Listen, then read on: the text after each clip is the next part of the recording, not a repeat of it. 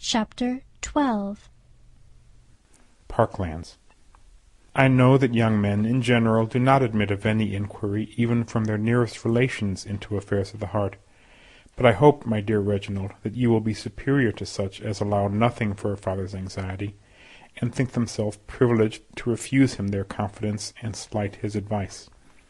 You must be sensible that as an only son, and the representative of an ancient family, your conduct in life is most interesting to your connections, and in the very important concern of marriage especially, there is everything at stake: your own happiness, that of your parents, and the credit of your name.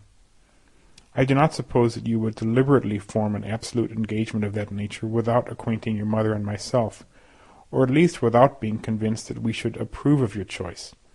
But I cannot help fearing that you may be drawn in by the lady who has lately attached you, to a marriage which the whole of your family, far and near, must highly reprobate.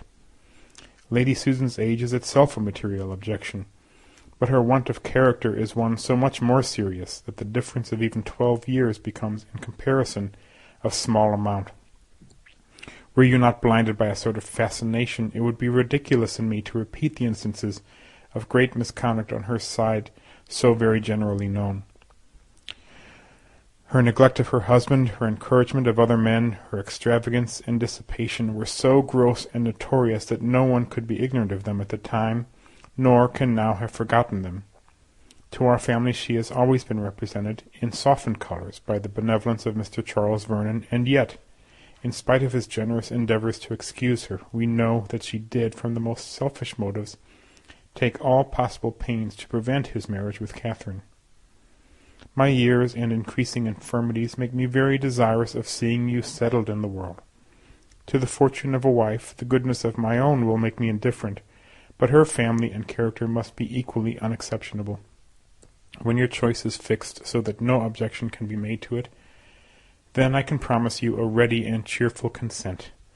But it is my duty to oppose a match which deep art only could render possible, and must in the end make wretched. It is possible her behavior may arise only from vanity, or the wish of gaining the admiration of a man whom she must imagine to be particularly prejudiced against her.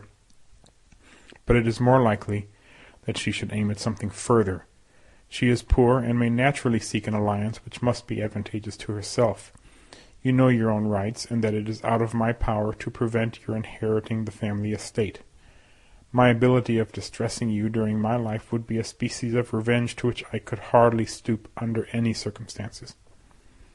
I honestly tell you my sentiments and intentions. I do not wish to work on your fears, but on your sense and affection. It would destroy every comfort of my life to know that you were married to Lady Susan Vernon.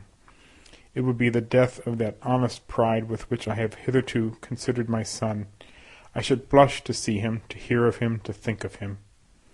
I may perhaps do no good but that of relieving my own mind by this letter, but I felt it my duty to tell you that your partiality for Lady Susan is no secret to your friends, and to warn you against her. I should be glad to hear of your reasons for disbelieving Mr. Smith's intelligence. You had no doubt of his authenticity a month ago. If you can give me your assurance of having no design beyond enjoying the conversation of a clever woman for a short period, and of yielding admiration only to her beauty and abilities, without being blinded by them to her faults, you will restore me to happiness.